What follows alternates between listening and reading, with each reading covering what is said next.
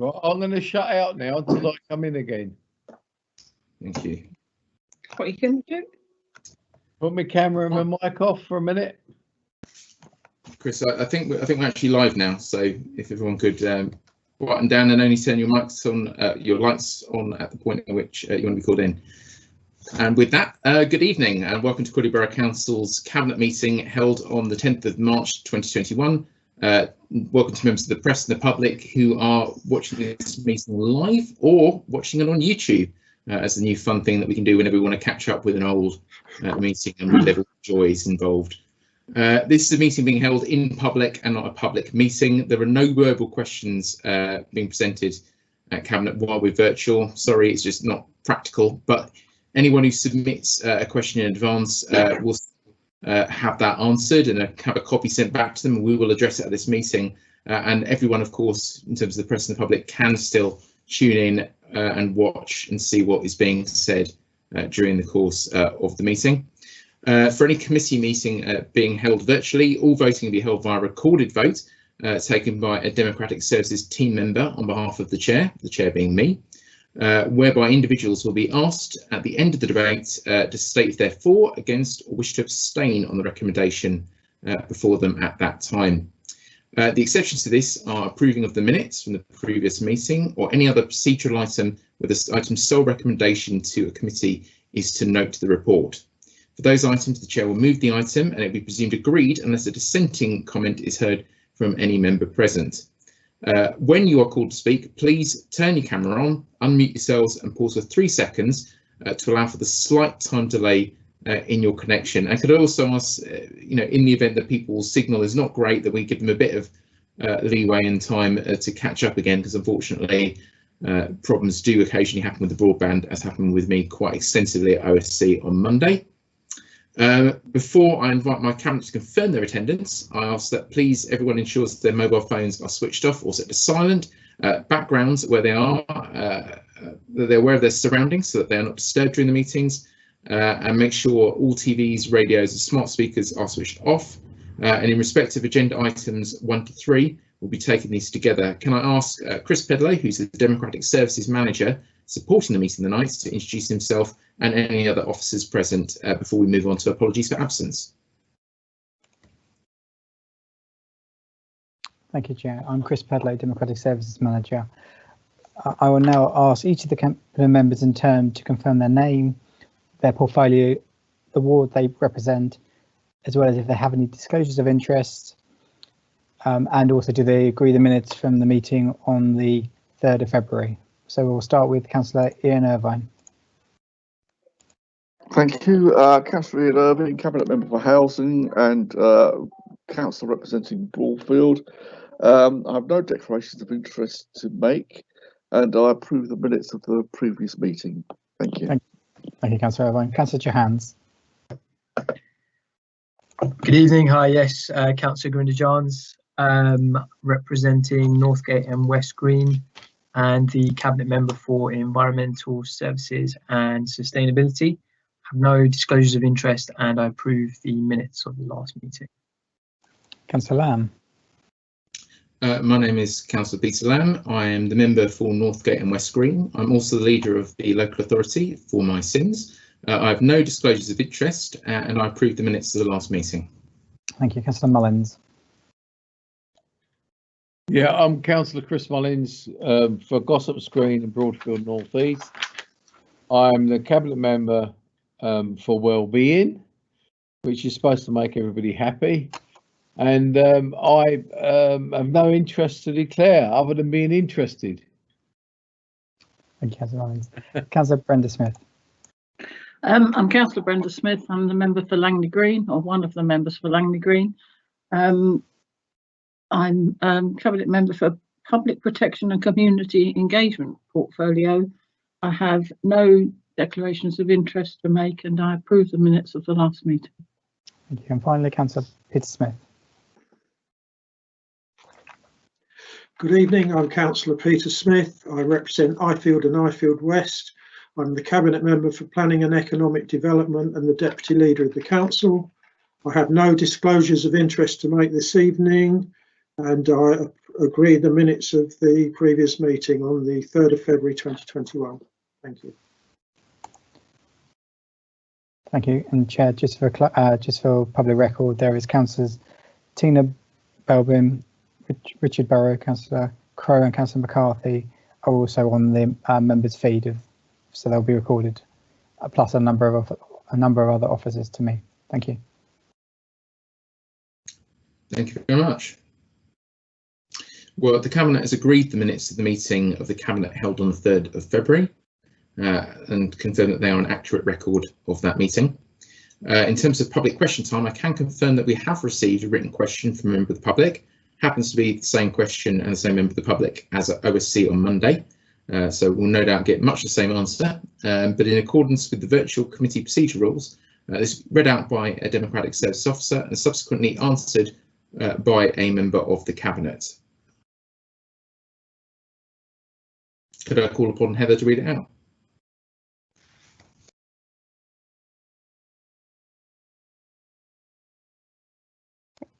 Thank you. Public written question received from Chris Cheshire, resident of Gossips Green, on behalf of Crawley Community Action Trustees, beneficiaries and supporters. The question relates to item 9, Community Grants Allocations 2021-22. Question to the Cabinet.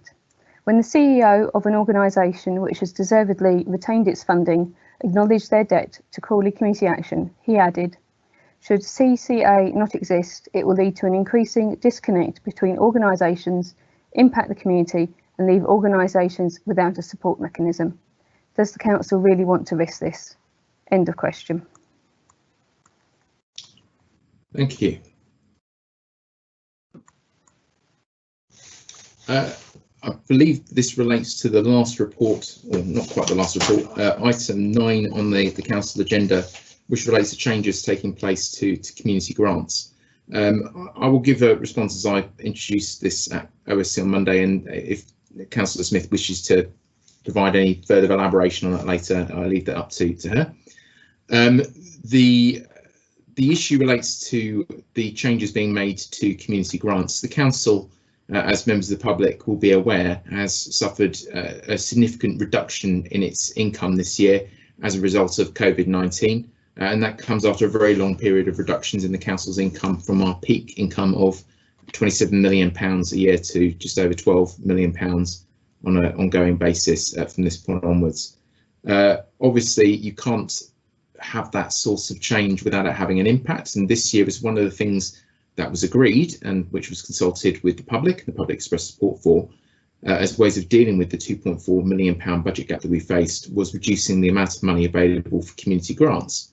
Now, that amount of money, even with the amount that's been taken from it, remains far larger, in fact about twice the size of any other council of this of our type and size and demography, and consequently it is still a very generous amount of money that is given in the form of grants, in addition to a substantial amount of property which is given at peppercorn rents to charities, which would still mean that we were vastly more generous than any other council of our type. As part of these proposals, Crawley Community Action, otherwise known as Crawley Community Voluntary Services, it is proposed that the council ceases funding them. At the time when we started engaging them with conversation about what might happen, they seemed to suggest they had other financial sources which might be able to keep themselves afloat. But certainly the goal of the local authority was to try and preserve as much money, maintaining as many charities as possible. And Crawley CVS receives a substantial amount of funding. It was about £125,000 a year on top of a very valuable building which they're given on a peppercorn rent, from which they can derive an income. This means that not only are they better off than any other organisation of their type in the county, they're better than every other type of their organisation in the county combined in terms of their funding. The council decided to remove that £125,000, but to leave the property with the organisation, which would still leave them with a substantial amount of income or the ability to derive that compared to other councils, and it would still have the ability to access funding from the county council and other sources. So it is not being put at risk. But were it being put at risk, the reality is that Crawley Borough Council could provide the services directly that are currently provided by Crawley CVS, and could do them at a substantially cheaper rate than is currently being paid for. Now, I'm aware that the organisation feels that its independence from the council, albeit an independence that apparently is dependent upon it being funded by the local authority, is something which is an advantage in terms of promoting voluntary services within the community. However, that is an independence which is no longer affordable given Crawley Borough Council's current financial circumstances. We can continue to provide the full range of services under the Crawley Borough Council name, so there's no risk being posed to those other charities seeking support. There is only one in terms of how that is being provided, in terms of the being directly provided by the council. And frankly, all we're doing is making it much more apparent that without the Borough Council, none of this would exist. Is there anything you want to add, Councillor Smith? Yes, thank you, Councillor Lamb. Other than well, basically to agree with you, community grants have been at the heart, I think, of many of our local community associations, and we've always been proud to offer them, but also essential that we support those organisations. But as you say, in the current funding and budgeting situation that we are now in, we are having to consider exactly where we put our money, where it goes. And unfortunately, some organisations will feel less supported financially by us than they have been. But we will always be here, we will always listen to them, and should they become impacted in serious financial problems, then no doubt they will contact us and we'll listen to their situation and make an accordingly a decision. I think that's all that needs to be said. Thank you. Thank you. I'm not seeing any other cabinet members, so we'll move on through the agenda. The next item is matters referred to the Cabinet and report from the Chair of the Overview and Scrutiny Commission. Matters which are going to Cabinet have the ability to be called in for debate at the Overview and Scrutiny Commission, and their Chair attends these meetings to feedback on the discussion which took place at those meetings. As it relates to a number of reports in the agenda, I'll be asking the Chair to speak under each item rather than reading out the totality of the report at this stage. Which brings us on to the first item for debate today, which is the One Town Draft Crawley Economic Recovery Plan. Could I call in Councillor Peter Smith as the Planning and Economic Development Cabinet Member? Thank you very much, Councillor Lamb.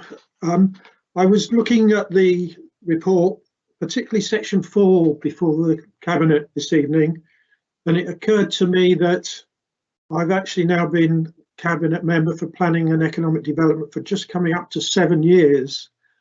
And when we started in 2015, we inherited no structured plans from the previous administration, and we had to start looking at the priorities that we had in our manifesto and in front of the town. And we started the Town Centre Regeneration Programme and put the first version of that together in 2015, at which time we were quite rightly criticised when we took it to members and in some cases to the public to say, well, this is a bit thin, this plan, it's just a bunch of ideas, there's not much money behind it, the ideas are good, but how are you going to deliver it? But coming out of that programme, we started working with the Coastal Capital LEP, with West Sussex County Council, started to form partnerships, we attracted funding.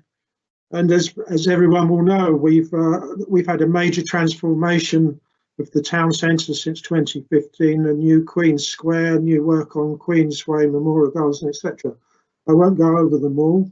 We followed that with the Crawley Growth Programme, which is a £60 million public sector spend, attracting a significant private sector element to it as well. And we then branched out into the Crawley Employment and Skills Programme, which has been rather smaller in terms of its scale of delivery, although not in its ambition, but has in its own way been successful as well. And the reason I go over those things is to say, well, some people say, what's the point of the plans?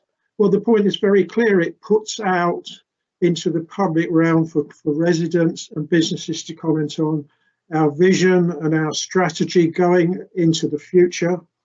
And it helps to invite comment and change and enhancements to it, but it also helps then to attract funding and to have proper plans that are shovel ready in the government's terms, so that if some money does come along, Crawley Borough Council has a really good chance of getting it. And in fact, in terms of the town's funds, we were one of the first local authorities in the country to actually put forward a bid, albeit we had to wait over 12 months to learn our fate on that one. And coming out of that work, I've realised that there were specific focuses on there, the town centre skills, and there were certain organisations, particularly the business district, Manor Royal Business District, the LEP and West Sussex involved, but not necessarily all the organisations which you can see on slide 3 of the report, a joined up approach to recovery. And so to draw those strands together, the objective of this plan is to look not just at the immediate recovery, but longer term into the future for Crawley, to start to address issues like the COVID pandemic and recovery from it, to address issues like the green agenda, to join into it all communities and business groupings across the town. So for the first time, we're adding in the neighbourhood parades, the High Street Business Forum, etc., because all of these groups have an interest, have an investment in the town, and they are all people that are also contributing to make it work. And no one part survives on its own in isolation. We're a community and we exist together, and we are going to recover from COVID together, and we're going to build on that, building forwards better, using attracting inward investment from businesses and from the private sector. And I commend that to you. We have a supplementary agenda item for report number 6. It includes amendments to 2 slides, which you've got in your pack. I think everyone's got a hard copy of it. The intention of the amendments, we had a meeting with our strategic planning team, and they asked us to put these 2 items in to reinforce the necessity of providing employment space, which is heavily covered in the local plan itself. They asked us to put this into the One Town Crawley Economic Recovery Plan. So the recommendation is for Cabinet to put this plan out to consultation so that we can take everybody's comments on board and update it with a view to adopting it in due course. Thank you. Councillor Smith. Could I now call in Councillor Tina Belbin, who is the Chair of the Overview and Scrutiny Commission, to give feedback from their meeting on Monday.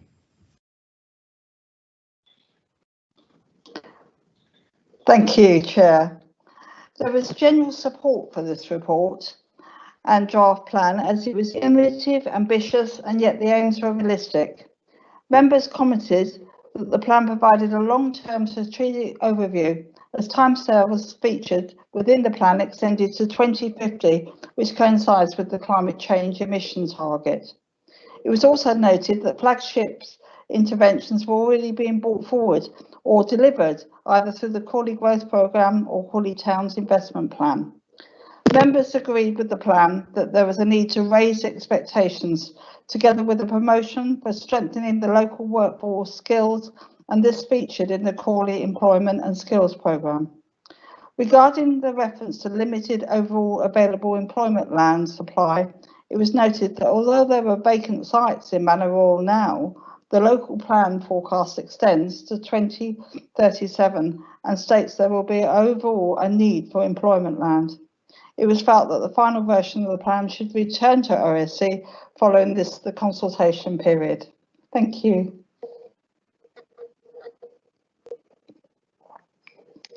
And over to you, Chair. Thank you very much. Councillor Johns, would you like to speak next? Yes. Thank you, Chair, and thank you to Councillor Smith, and congratulations to Councillor Smith for his 7-year tenure in the role. I'm not sure he's probably faced such a challenge as as he has in those 7 years as we are at the moment, considering everything that's happened with COVID.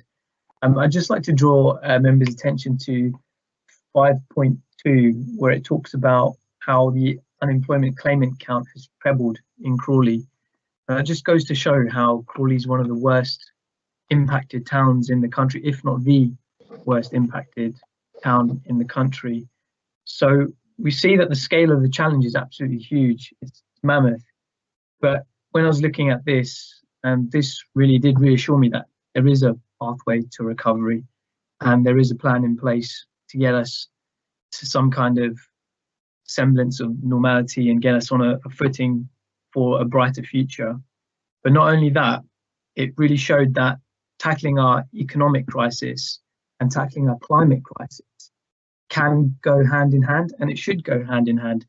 And I was really pleased to see the second section on this about the green transformation, and just want to pay tribute to that and really reiterate how important that is, not only for helping us to invest in the new green tech that's coming up, but how that can also help with the recovery and also for us to meet our net zero targets. The last point, I'll keep it short. The last point I just wanted to make was about skills and how important that is about future-proofing our town and helping to diversify our economy and to ensure that we have the workforce available for the new jobs of the future that hopefully will be created. And yes, I'm very supportive of this. Thank you.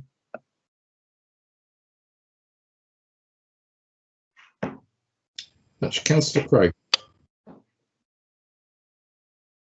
Thank you very much. Thank you very much, Leader. Firstly, can I thank the Cabinet Member for Planning and Economic Development, Councillor Peter Smith, for introducing his report, and also I will congratulate him for, yes, he is coming up for 7 years as Cabinet Member in that role, although if he wishes to serve in the Cabinet for as long as I did, he will have to do 1 more year to reach 8 years. Councillor Smith did reference the previous administration, and I will just comment on that briefly. Just like to point out that we attracted a record amount of investment to Crawley during our 8 years of tenure, as well as having our finger very much on the economic pulse of this town. I too welcome this report, and I think it does set out the priorities, the right priorities, but also those priorities in the correct order. I do, however, my eyes did raise a little bit when I saw the 2050 date, however, because we are talking up to the next 29 years. And of course, if we go back 29 years, that actually takes us to 1992, which was actually 3 recessions ago. And of course, none of us know what's going to happen in the next 29 years, but we do have a reasonable idea for the next year or two. And I'm quite optimistic that if and when aviation can return to a greater normality than certainly what we have now, that Crawley will bounce right back. Councillor Johns mentioned paragraph 5.2, which I was also going to highlight, which does indeed show that Crawley is currently in the worst 10% for unemployment in the whole of the UK. But under normal times, and for most of the time that I've lived in Crawley, which actually just go back to around 1992, which I just referenced, Crawley has probably been in the lowest 10% of unemployment during that time. And what this demonstrates is the extreme seesawing or yo-yoing of Crawley and how it is impacted because of our over-reliance on Gatwick. Whenever there is a recession that impacts our town, we are impacted hard and deep, but we do tend to bounce back quite quickly and quite strongly as well. And I'm quite optimistic that certainly by this time next year, I think we as a town are going to be in a much, much better place than we are now, although perhaps not in as good a place as what we were just over a year ago, but certainly very much on the road to recovery. I mentioned the priorities, and the first one being a diverse and resilient economy, and that's absolutely right, and that speaks to what I've just spoken to about our over-dependence on the airport. But let's not forget, of course, Gatwick is always going to be very, very important for our town. There is no getting away from that. You know, Crawley's success is based on Gatwick's success, but what we want to achieve is to have a lesser dependency. There's always going to be some dependency, but that diversification, that increase in skills. So at the next time that there is a recession where aviation is impacted, that Crawley is not impacted as deeply as what it is now. What we probably need is actually a Goldilocks economy, because for most of the time that I've lived in Crawley, we've actually struggled to employ people to fill roles, and we've had to import a lot of people into Crawley. Indeed, we still do have a huge number of people who travel from outside the town to work in the town. And while that isn't necessarily a bad thing in itself, we've often struggled for recruitment, and we do have this this dichotomy of either having high unemployment, sadly, that we have now, or being able to struggle to recruit staff because our economy is overheating. So it's about having that balanced and sustainable economy that is more resilient to the swings that we do get, that is impacting on aviation. And I feel that what we have in this report, in this plan, does meet that. And I'm very much looking forward to us trying to do whatever we can to strengthen our local economy, provide that resilience so that we do not yo-yo as much as what we do, and to encourage that greater skills and greater diversity that we all want. So I'm very pleased to support this group, this report, and give the support of my group towards it. Thank you very much.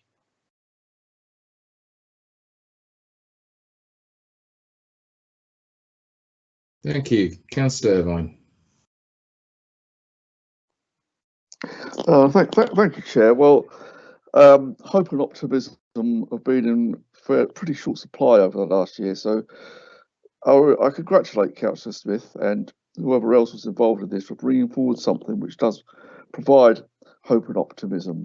We have a roadmap out of lockdown, and I guess as we're embracing the digital economy in Crawley, we could say we now have a sat-nav to recovery. What I'm pleased about is to see that there's such an emphasis on environmental matters to combat climate change, which is, of course, in keeping with our own declaration of a climate emergency. You know, there's a lot of references to green things in the report. What I think is really good is that we haven't gone down the road of talking about green jobs, because I believe that people in Crawley who are unemployed at the moment, or they're struggling on short hours or 0 hours contract or whatever, they're not going to be particularly concerned about what colour their job is. All they want is a job. And what we need to do is to embrace any jobs that we can that come to Crawley. Yeah, thank you. That's all I want to say on that. But well done to everybody.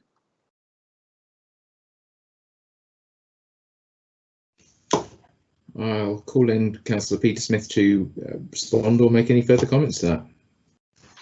Thank you very much, Councillor Lamb. Well, thank you to everybody that's commented. Councillor Jans mentions unemployment. Yes, we're actually facing serious unemployment for the first time ever, I think, in Crawley. I heard Councillor Crow's comments about up and down, but I think even in the desperate years of Thatcherism, Crawley was still did pretty well, and I was living here then, living through it. But nonetheless, we are now facing serious unemployment, particularly affecting younger people, and we need to have the vision to address this urgent need. It's right up there with the shortage of housing as a top priority for our people, for the people who put us on the council and the people that put us on this cabinet. And this plan has one of its key objectives of generating those jobs and, in fact, improving the skills of training available to our people to enable them to not only to get a job, but to ideally to get a better paid job, higher skilled job. It's something we've aspired to for some time, and it's something that I think that we're going to be able to do as part of the economic recovery programme. Councillor Crowe makes a really interesting point about this being a vision to 2050. And of course, nobody can see to 2050, but the whole point of a strategic plan is that we attempt to look into the future, however far that may be, but knowing full well that on a day-to-day basis it will change. Nobody could have seen COVID coming, but having a plan, having a framework, having objectives that allows us to make those tactical decisions that we all have to do as councillors on a day-to-day basis, because we've got a direction of travel and that we know what we're trying to achieve, and we're not making it up as we go along, as some governments seem to do. Again, with Councillor Irvine's comments, I welcome as well. I actually think, having passed the climate change emergency motion at council, which was actually, of course, focusing on the council's own actions, we should actually be building that into every single report, every single action we take on the council to see what are the green impacts. We should have it there in our reports, like the equalities element and the finance element. We've certainly tried very hard during the production of this strategy to build green in there, not just because it's fashionable and we think there'll be some jobs out of it, but because it's something that needs doing, and Crawley could lead the way on that. And Crawley can start by looking at things like its own housing stock, its own transport systems, etc. So yes, this strategic programme, it does have ambition and it does have vision. It does it by intent. It seeks to set out a roadmap for this council to lead Crawley to build forward better. And I would like to thank very much Clem Smith and his team who put the body of this report together and have done such a tremendous job. And it's receiving commendations all round, as it should, because it's an excellent report. So if I could refer Cabinet to the recommendation, which is to approve the draft economic recovery plan for public consultation, and also to approve the additional recommendation, which are amendments to slide 3 and 6. Thank you, Chair. On my line. Oh, sorry, Chair. What a crime. In addition to moving the recommendations listed in the reports, there is also a supplementary recommendation that's come about as a result of the draft economic recovery plan. Could I ask Chris Pedlow to read out the additional recommendation we're being asked to consider with this report?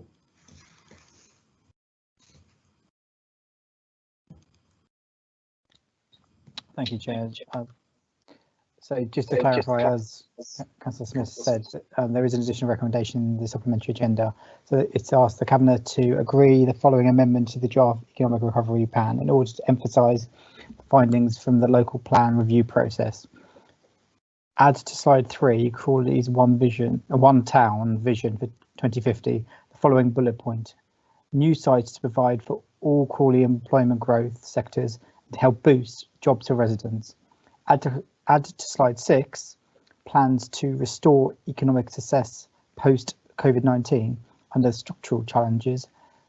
Limited overall available employment land supply is also a further reason for recommendation, which will be included in the minutes. Chair, thank you. Thank you. Well, I'm moving those recommendations. Councillor Smith, would you like to second me then?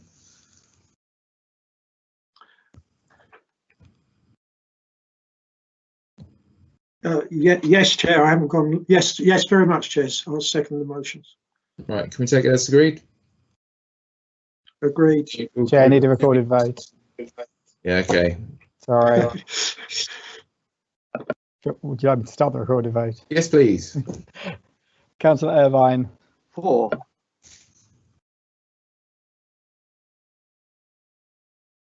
Councillor Jahans. 4. Councillor Lamb. 4. Councillor Mullins. 4.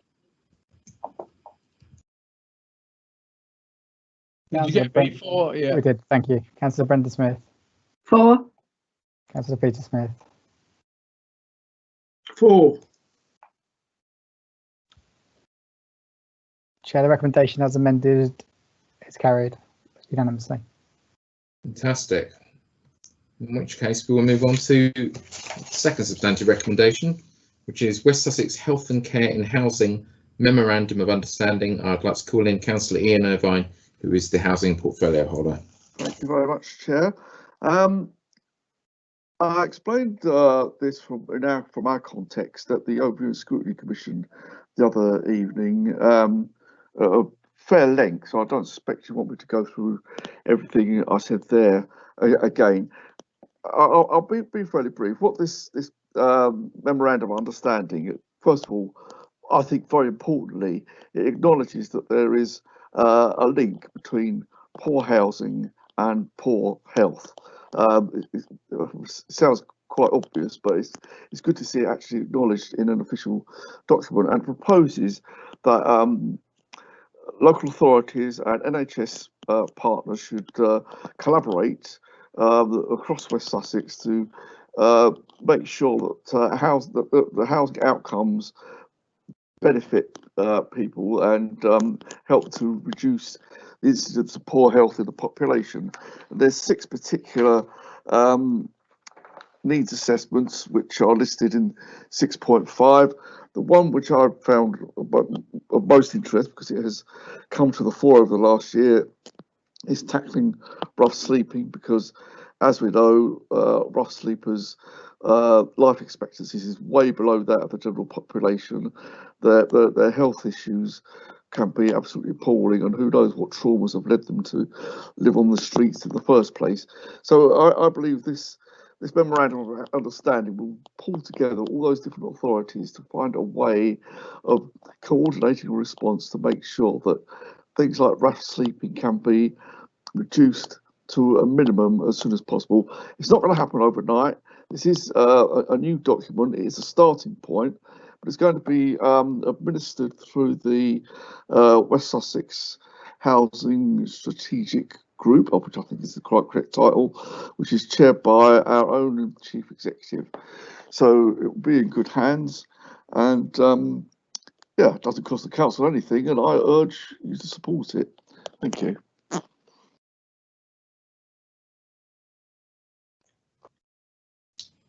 Thank you. Could I invite Councillor Bell to report back from the Open Scrutiny Commission? Thank you. Thank you. Thank you, Councillor Lamb. Members, we're pleased to hear that this new Memorandum of Understanding will provide an opportunity to challenge rough sleeping in a sustained way and encourage agencies to provide support, as well as other objectives as listed in 6.5. In addition, it will provide a platform to engage with health services and providers. It will be actioned and monitored through the West Sussex Strategic Housing Board.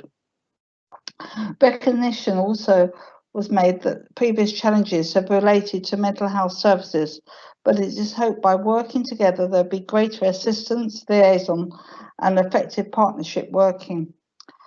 Crawley Homeless team were thanked for a very recent and very swift and successful placement of a couple and their dog. Thank you. Thank you very much. Councillor Mullins, do you wish to speak on this item? Yeah, just quickly, Peter, Chair, because I just feel quite emotional about the housing situation in the UK these days, because most of the problems in housing that people are struggling with is due to the cost of it, whether it's rents or whether it's mortgages. And something has got to happen in this country. I welcome this memorandum of understanding, and I welcome the recognition in it that it recognises that the standard of housing is important, that people should live in good quality housing to keep their health in good condition. It's a sad situation that people in many parts of the country, and certainly even in Crawley, are struggling to live in accommodation that's not up to the sort of standards that some of us have come to expect in our lives, simply because they can't afford to live in that type of accommodation any longer.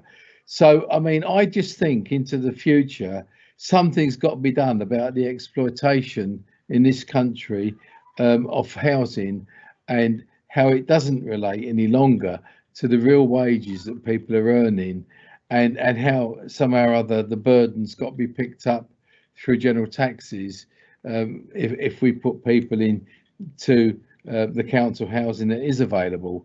I would like to think that into the future, any future development in Crawley could be council housing.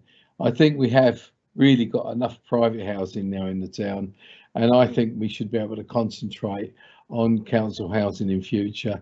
And I mean council housing in the real and historic sense of it. But I won't labour it more than that, but I welcome the report.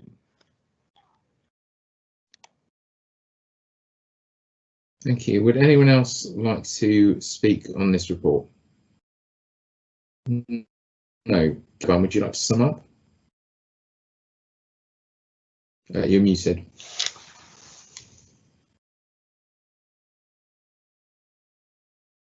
You're still muted. You know, I'm sure sometime that mutes itself. Anyway, thank you, Chair. I'm always glad to have the support of the OSC, so I thank Councillor Belbin for her comments. She touched on the issue of Diana Moore and the strategic housing team on a particular case. I'd like to just record at this cabinet meeting my thanks to the work that Diana Moore's team have done over the last year in respect of rough sleepers. It's very challenging to get people off the streets, but they've done a fantastic job. I hope that can be recorded. And I'd also like to mention, in connection with that, the work that Crawley Open House and other housing charities have done in Crawley over the last year. They really have pulled together and done a fantastic job in what can only be described as very difficult circumstances. So thank you.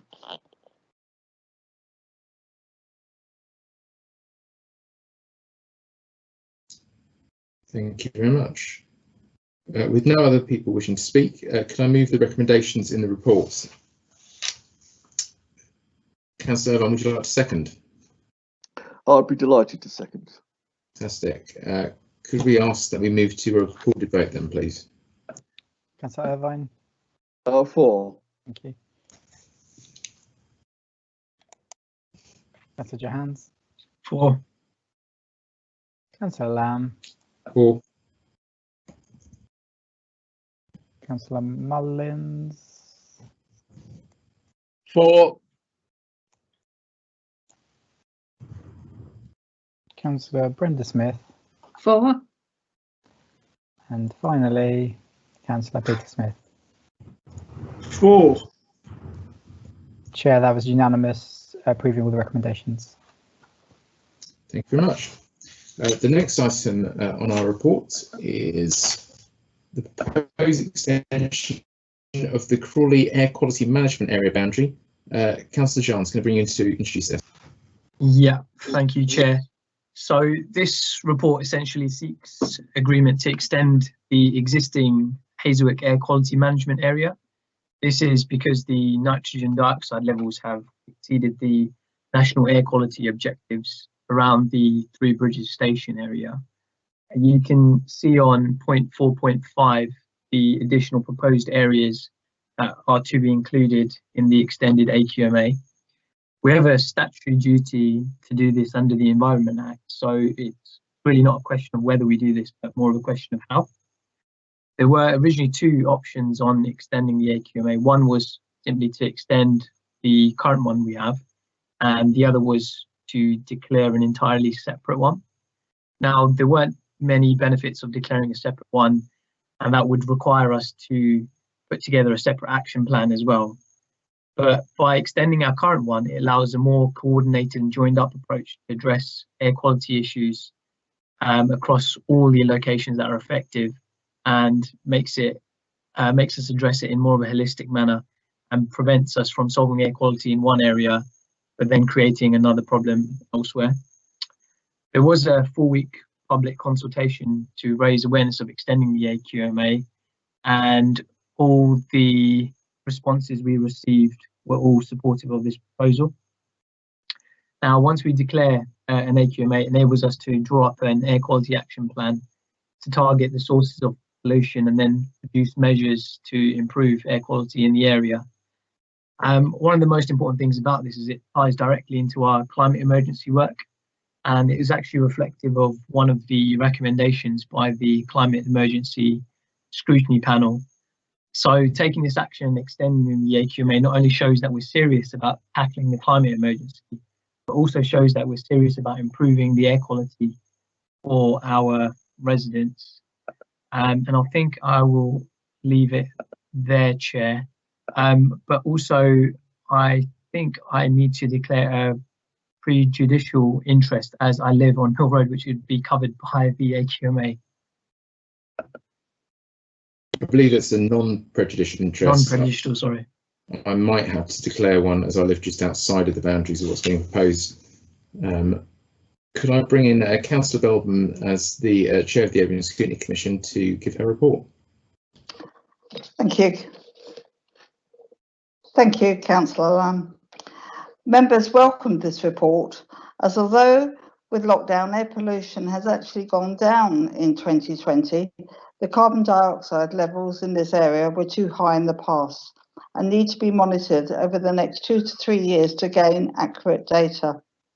Once this AQMA data is made available, an air quality action plan will be produced to target sources of pollution and produce measures for mitigating issues within the area. In fact, the actions in the previous AQMAs have been in place since 2015, and measures have been established throughout the borough to address air quality. However, it was noted that the road layout around Hazelwood was particularly difficult as a major road for Manor Royal and the M23. Therefore, improvements had not been as rapid, but traffic management schemes were being analysed to improve traffic flow. Members raised concerns that the removal of the right-hand turn out of Three Bridges Station, as per its improvement scheme, would raise carbon dioxide levels in this extended AQM area, and thought that the current proposed design should be analysed to establish how it may affect the AQMA, particularly given that the change in the road layout, nitrogen levels and the 2019 data should feed into this. Thank you.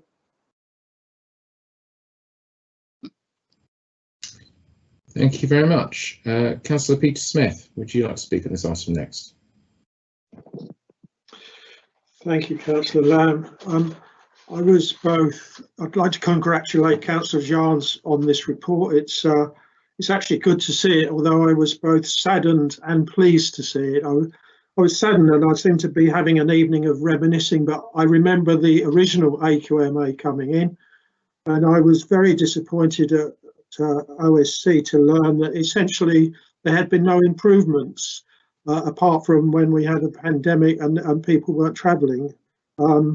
As Councillor Crowe mentioned in the context of my report, there are a large number of people commute to Crawley every day. It's actually a net 21,000 people a day commute. The vast majority, my lights have just flickered as well. It looks like the electricity's flickering. Most of those people come in by private car, and there's no obvious signs of any changes happening there. And then when we look at now having to extend this past Three Bridges Station, it's actually a densely populated area. We see, in fact, 2 of the cabinet members even live in that area. This pollution, which we're generating ourselves, is being breathed by our own people who move in that space, by our children in their pushchairs. And really it is high time that we, working with county and other partners, actually took some action to seriously address this. One of the Pound Hill North members did conflate this report with the no right turn at at Three Bridges Station, the removal of the no right turn, and he used an intuitive finding that people will have to do a journey past twice, therefore the no right turn removal of the no right turn will increase pollution. Well, that's not necessarily correct, of course, because not having a right turn will actually improve the general throughput. And in any case, on the Three Bridges forecourt project, the decision has been made to remove it and to proceed, but we are doing further work on the air quality as part of preparation for the planning application, and that will be shared with the public in due course. As I say, I'm saddened to see this, but I do hope that we, working with partners, can actually take some action to start this, to turn this around, because it's very bad for our health, all of our healths. Thank you, Chair.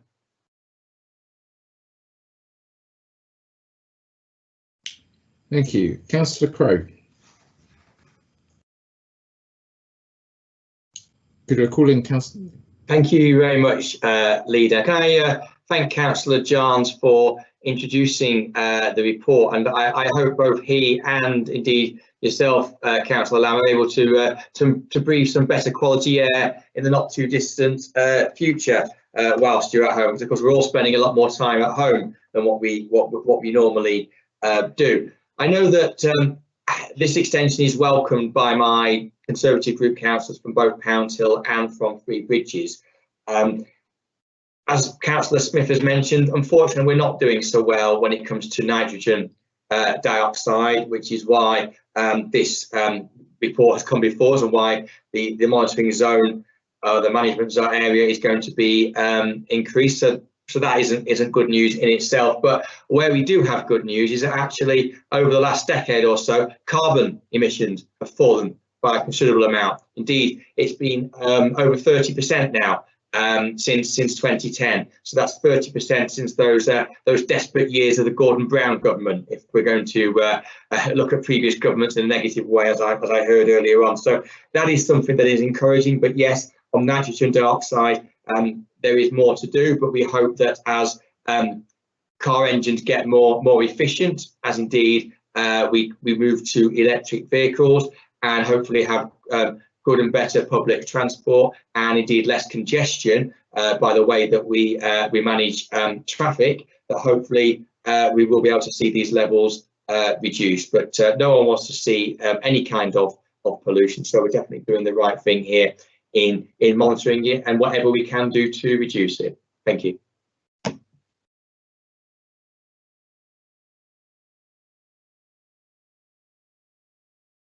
Thank you. I think I just briefly comment to bear in mind that it's not just what vehicles emit in the form of fumes that is contributing to the air quality issues.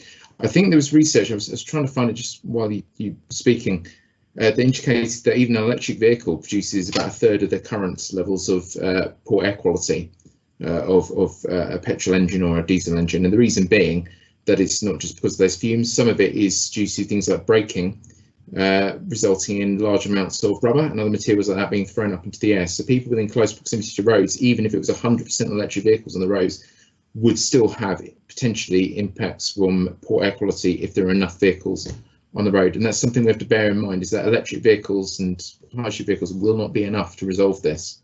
But if I could pass over to Councillor Johns to summarise his report or the debate. Thank you. I just want to welcome the comments that have been made and for how constructive they were towards this report.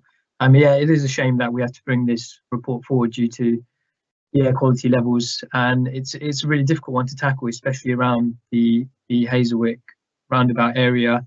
And I think Councillor Belvin mentioned this in the OSC report, to do with the development around it and how it's so close, the close proximity to the M23, and how it's a route in and out of the town and towards Manor Royal. So it's quite a difficult one, but that's one of the reasons why we need to bring forward this air quality action plan, to take steps to do that and to work with West Sussex County Council and looking at those transport measures to help smooth traffic, to ensure there isn't that stop-start nature with that, and also going towards more cleaner engine technology, as well as investing in sustainable and active travel. On picking up on Councillor Crow's point about the carbon emissions reduction since 2010, obviously that's really welcome.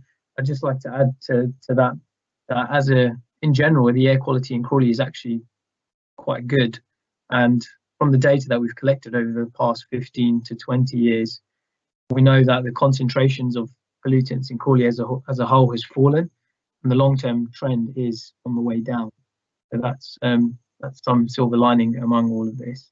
But I'll leave it there, and yes, happy to move the report. Well, in that case, I'll second that report. I noticed that Councillor Mullins appears to have been accidentally knocked off the call somehow. I'm not sure if it's the power surge or something else. Nonetheless, I guess we're going to have to move to a vote in the interest of moving things on. So could I call upon Chris Pedlow to take us through a recorded vote? Thank you. Can I ask Councillor Irvine to vote on the recommendation, please? Yep, 4. Thank you. Councillor Johns? 4. Councillor Lamb? 4. I'll just try. Councillor Mullins, are you there? Can you try? Hello, can you hear me? We can hear. I can hear you, Councillor Mullins. Oh, thank you. I've just suffered a power cut, and the whole thing dropped out. So I missed all that interesting debate, but I do agree with it. I can take that as a vote. As we clearly hear it's you, Councillor Mullins. Thank you. Sorry, but I mean it just dropped out completely. I lost it. There has been a power surge across the town. So there's Councillor Brenda Smith. Are you? I'm likewise. I was affected by the power surge, so I was dropped out, but I have picked it up again. So I heard the beginning and I've heard the end. So those parts of it I agree. So do you agree the recommendations for clarity's sake, please? Yes, I agree the recommendation. And finally, Councillor Smith, Peter Smith, I should say. Thank you. I'm going to have and finally put with you're on mute on my T-shirt, I think. But anyway, yes, I agree with the recommendations. Thank you. Chair, that was unanimous, and there was quite clearly the Councillors Smith, Brenda Smith, and Councillor Mullins voted on it because we can all hear it. Okay. The next item is community grant allocations, which I've been shepherding through as a result of a budget issue that we've had to take, or decision we've had to take in terms of reducing the income for that. So this is the item that was a question related in relation to earlier. Essentially, the report sets out the proposed mechanism for dealing with community grants in future, which is that the vast majority of it will be essentially contracting in services from charities in terms of the big contracts or big amounts of money for things which are key parts of the town's infrastructure, particularly where the Borough Council plays a significant role, for instance, around housing. So Open House receives a significant amount of funding from the council. For the remainder, we will be looking to have a crowdfunding model which enables residents to access funding for the voluntary services or for voluntary organisations they belong to, so long as they can persuade other members of the community to also support that proposal. This may well be changed a year from now, and the reality is that the OSC were asked for a report to go back to them in due course to see how it's doing. But this is the proposal for how we adapt to this sudden shift that we've had to take on by cutting funding for a third. Does anyone wish to say anything on this? Councillor Belbin, Chair. Of course, I need to build in Councillor Belbin as the chair of the OSC first. Tina, are you there? Yes. Hello. Hi. Thank you, Councillor Lamb. OSC members' comments echo what Councillor Lamb said earlier under agenda item 4, actually. CBC's reduced budget is still very, very generous compared to other local authorities. In fact, the majority of organisations in receipt of grants will not see any change in their funding. With regard to CCA, members were reassured that CCA have alternative means of funding, and it also has unrestricted reserves that can help it fund its activities. Assurance was sought and given that organisations that CCA currently support will have access to the Council's own community services, and furthermore, a review of this help will be given and presented to OSC in 12 months' time. In response to members' questions, it was confirmed that organisations that are helped, their second year expenditure is monitored. Thank you. And over to you. Thank you very much. Does anyone else wish to speak on this item? No. In which case, could I propose the recommendations? Councillor Smith, would you like to second? I would love to second them, yes. Fantastic. Could we then move to a recorded vote, please?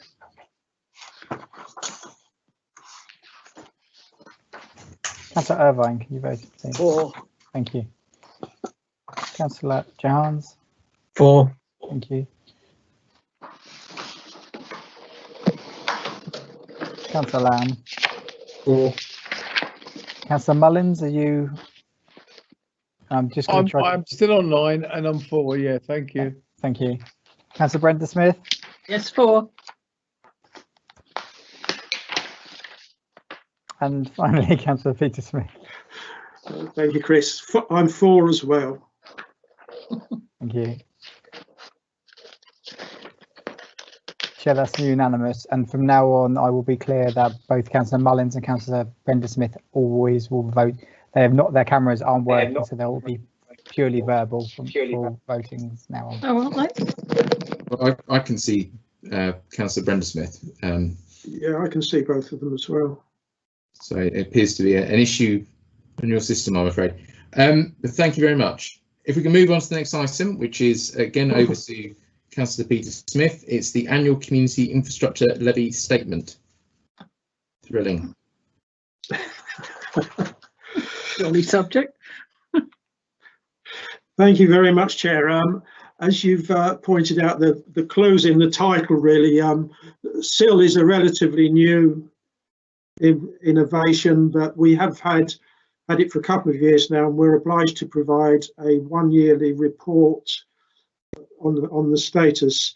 And I think that we can see clearly in the recommendations, we're requested to approve the strategic infrastructure spend priorities.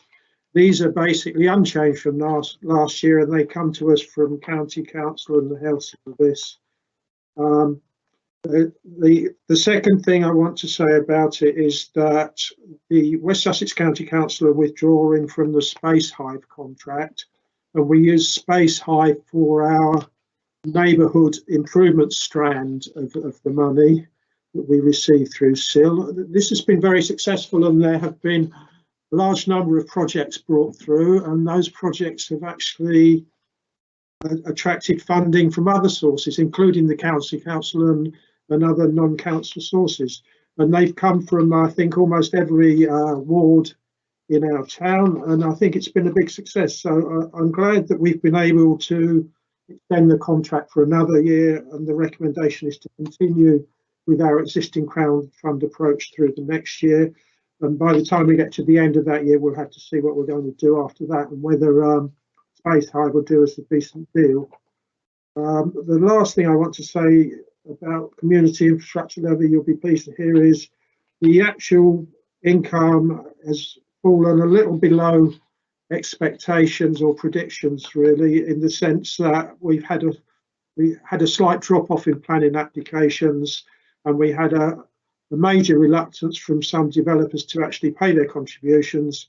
But both of those things are picking up now. We're taking action, and overall SIL is in a good shape.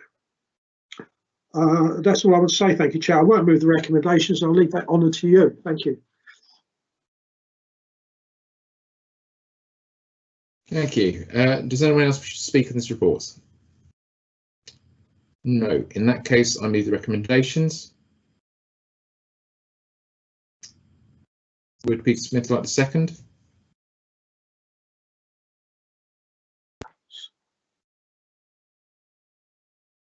Sorry, Chair. Yes, I'd like to second, please. Fantastic. In that case, could we move to a recorded vote, please? Councillor Ryan, can I have your vote, please? Yep, 4. Thank you. Councillor Johans, vote, please. 4.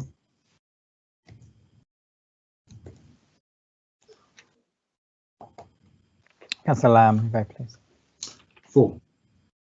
Councillor Mullins, vote, please. Are you there? 4. Thank 4. you. Councillor Brenda Smith, 4. thank you. And finally, Councillor Peter Smith. 4. Thank you. Chair, that's unanimous. Thank you very much. Item 11 is my first one on the agenda, which, bearing in mind the last one of these meetings, I think I was basically every single report, is welcome this far into the agenda. It's the Procurement Shared Service Extension. Crawley Borough Council undertakes its external procurement in cooperation with Horsham District Council, Mid Sussex District Council, and very recently Mole Valley District Council as well. We're not obliged to go through contracts that we collectively do, but for a lot of the things, say insourcing paper chips, so in outsourcing or procuring rather paper clips, it may well be most cost effective to do it en masse, and for that reason to work collectively. The proposal is that we maintain our current working relationship with those authorities, and there is a level of expenditure associated with maintaining that service rather than having it in-house, because we share it between all of these councils, which reflects the level of workload that we're expecting to do. Crawley Borough Council will be undertaking a number of these procurements in the near future, but it's worth saying we're not looking to outsource anything significant anytime soon. Certainly as a council, we would like in due course to be bringing back major services under the Borough Council's wing. Would anyone like to say anything in relation to this report? I wondered if that would... Councillor Crowe.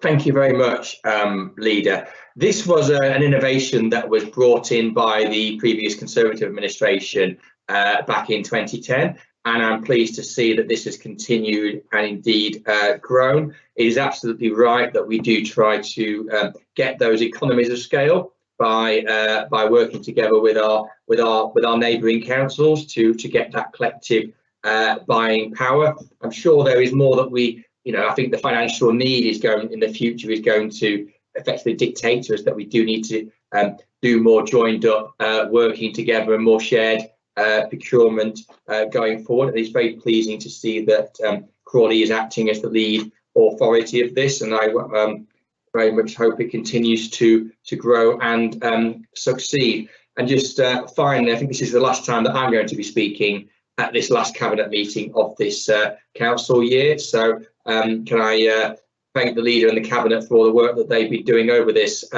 last year, and look forward to seeing you all on the other side, and who knows who will be doing what, but I suspect we'll all be contributing one way or another to future cabinet meetings. Thank you. Thank you, and could I thank the Leader of the Opposition and the Shadow Cabinet for the collegiate way in which they've worked with us this year. Would have been an incredibly difficult year had we not been grown-ups collectively as groups and decided to put aside shared differences to serve the town. If there's no one else wishing to speak to this, I would like to move the reports. Could someone please second it? Seconded. In that case, could we move to a recorded vote, please? Councillor Aaron, can you confirm your vote on recommendation 11? Yep, 4. Councillor Johans. 4. Councillor Lamb. 4. Councillor Mullins. 4. Councillor Brenda Smith. 4. And finally, Councillor Peter Smith. And finally 4. Thank you. Great. Yeah, that's unanimous. Thank you very much. Not quite through it yet, I'm afraid. Item 12 is the Microsoft Enterprise License Agreement 2021-24. Councillor Smith, would you take us through that, please?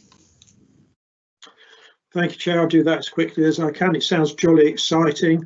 It's broadly a technical report here where we have two components. One is the money we pay to Bill Gates and Microsoft for all the software like Teams, Office, Word, email, etc. And the second part of it is the telephony procurement, where we've got communication systems used by all the staff. They were previously two separate reports and therefore with a lower spend level and lower approval process, but they've now been conflated together, forming one report. And so the report is to ask Cabinet to delegate authority to sign the contract. Fantastic. This didn't go to OSC, so unless anyone is particularly looking to speak to it, could I move the recommendations? Agreed.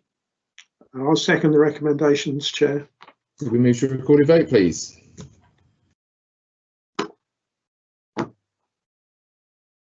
Councillor Irvine, you prefer? For. Thank you. Councillor Jahan, your vote, please. For. Councillor Lamb, your vote, please. For. Councillor Brenda Smith, your vote, please.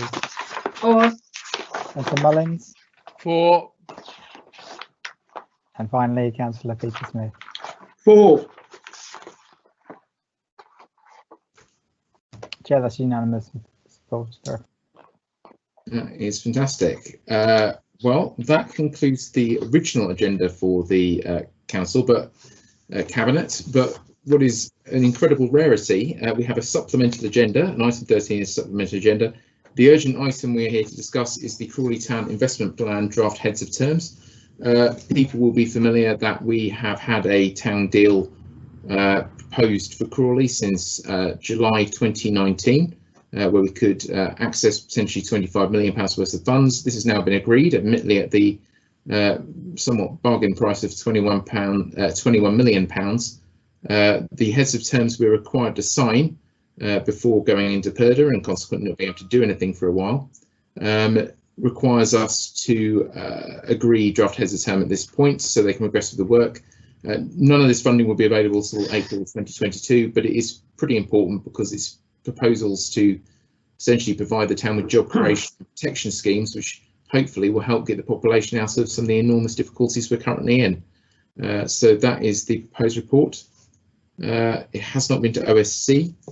Is anyone looking to speak on this report? Sorry, Chair, I did go to the OSC. Oh, sorry, I did. Okay, Tina. Thank you. So. Thank you, Councillor Lamb. During the discussion on the recent successful outcome of Crawley's bid for investment from the Government Towns Fund, members thanked and congratulated the officers and partners on the Crawley Town Board for securing an additional £21.2 million investment. It has to be noted that Surbiton and Colchester got significantly less than we did.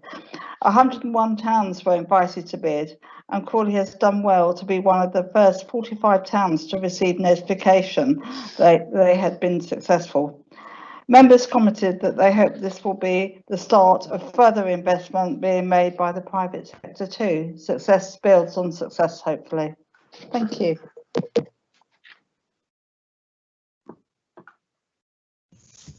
Great. Is anyone else looking to speak on this report?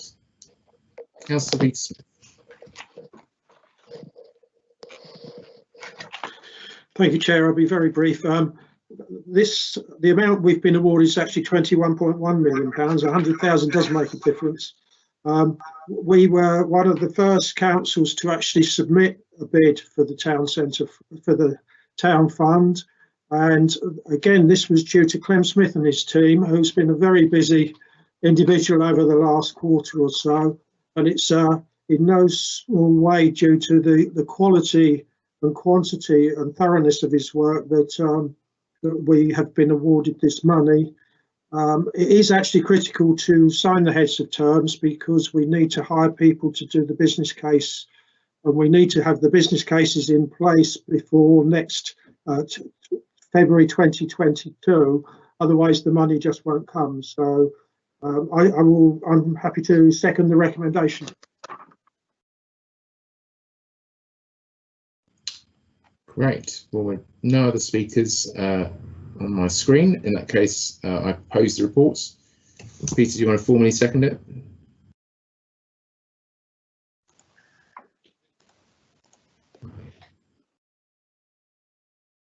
I formally second, Chair. In that case, can we move to a recorded vote? Councillor Irvine, For. Councillor Jahans, For. Councillor Lamb, For. Councillor Mullins. For. Thank you. Councillor Brenda Smith, For. sorry, and finally Councillor Peter Smith. Sorry, the line just crackled. For. Thank you, Chair. That's unanimous. Great. There is actually another supplemental item of business, which I don't believe is in our packs, which is an extension of variation order in relation to K2. This in essence builds upon the previous agreement that we had in relation to dealing with their the financial issues that have been faced by leisure services throughout the course of the pandemic and our contractual obligations towards them. As it's potentially sensitive, it's not something I'd like to go into Part B over, so I'll just keep it in very broad terms, that essentially it's a modification of our agreement to ensure that we believe we get the best value out of that contract while meeting our obligations under it and dealing with the consequences of COVID-19. Is anyone else wishing to speak on that? No. I think I'm right in saying that didn't go to OSC. You're correct, Chair. Sorry? You're correct. Yeah. Correct. In which case, Mullins, are you looking to speak on this? Well, Chair, I was only going to say more or less what you said, and that it is a continuation, hopefully in a limited sense, because we're all looking forward to normalisation, and this is the whole package of this. This variation is, of course, temporary until we can get back to the original contract that we made with everyone active, which was supposed to be quite lucrative for this council when we made it. And so we need to carry this because there is really no alternative. But if we look into the paperwork, you'll see it's progressive in the sense that we've got opening stages and development to opening, and hopefully, if nothing goes wrong, we'll get back to full practice again at K2 and back to where we should be. So that's what I'm looking forward to. So please carry this tonight, and let's hope to go forward as soon as it's safe to do so. Thank you, Chris. It wouldn't be a local government meeting without someone repeating what the previous speaker had just said. In which case, could I propose a recommendation? Chris, do you want a second? Yes, I'm very happy to second. Okay. I know Nigel's looking in. I don't know if he did want to say anything, but No, I think he's happy. you've buttoned that off, unless anyone's got any questions they want to ask. In that case, could we move to a recorded vote? Councillor Irvine, the letter contract extension. For. Thank you. Councillor Jahans, For. Councillor Lamb, For. Councillor Mullins, For. Councillor Brenda Smith, For. and finally Councillor Peter Smith. And finally, for. Thank you. Unanimous. Chair, the recommendation was carried unanimously. Thank you. Chris, is it possible to confirm that there is no supplemental agenda? Chair, there is no, that you have dealt with all the 2 urgent items. Great. In that case, could I thank everyone for coming along to this, the final cabinet meeting of the council year, and I look forward to seeing you all after the election, hopefully. Thank Take you, care. Chair. Thank you. Thank you. Thank Good night, everyone. Good night. Good night. Good night. Good night, everyone. Good night, everybody. Good night, Duncan.